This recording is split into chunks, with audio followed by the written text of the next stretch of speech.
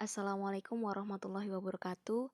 Perkenalkan nama saya Novi Hanifah, NIM 183141066 dari Prodi Pendidikan Guru Madrasah Ibtidaiyah. Pada kesempatan ini saya akan menampilkan rekap kegiatan KKNT Kerso Dharma 2021 di minggu kedua. Kegiatan pertama minggu kedua yaitu penentuan isu prioritas. Setelah melakukan pengamatan, maka saya memperoleh isu-isu yang menjadi permasalahan di lingkungan tempat tinggal. Terdapat 5 isu yaitu meliputi sosial, ekonomi, agama, pendidikan, dan kesehatan. Yang pertama, sosial. Kegiatan sosial masyarakat setempat masih sangat dibatasi karena sedang menjalankan pemberlakuan pembatasan kegiatan masyarakat atau disingkat dengan PPKM. PPKM ini diberlakukan guna mematuhi peraturan yang sudah dibuat oleh pemerintah beserta jajarannya untuk menangani pandemi COVID-19 yang belum juga menurun. Oleh karena itu, kegiatan sosial masyarakat setempat belum banyak aktivitas yang diadakan. Yang kedua, ekonomi. Pandemi COVID-19 berdampak juga pada ekonomi masyarakat setempat.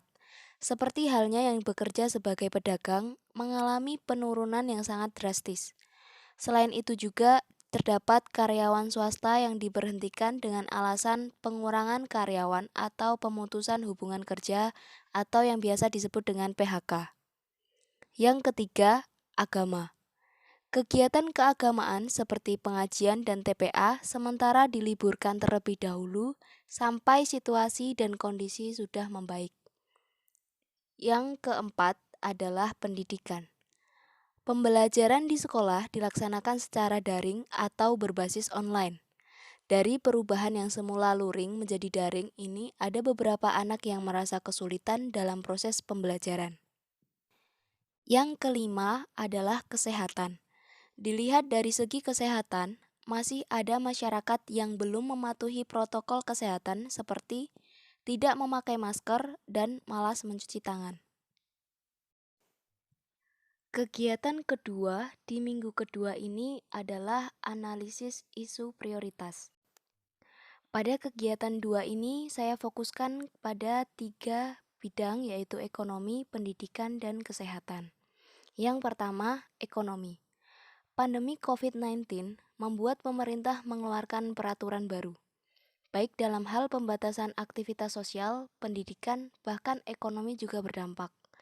Sebagai contohnya, masyarakat yang awalnya bekerja sebagai karyawan swasta terkena imbas yaitu pemutusan hubungan kerja atau biasa disebut dengan PHK. Ada juga yang bekerja sebagai pedagang juga terkena imbas, apalagi di situasi PPKM ini. Sebagian besar pasar-pasar di mana tempat masyarakat di sini bekerja, sementara ditutup dari tanggal 3 Juli sampai 20 Juli 2021. Oleh karena itu, saya berusaha mengajak untuk mengembangkan produk-produk yang diperoleh dari lingkungan sekitar, serta membantu dalam penjualan berbasis online. Yang kedua, pendidikan. Dampak pandemi COVID-19 juga berpengaruh pada proses pembelajaran formal.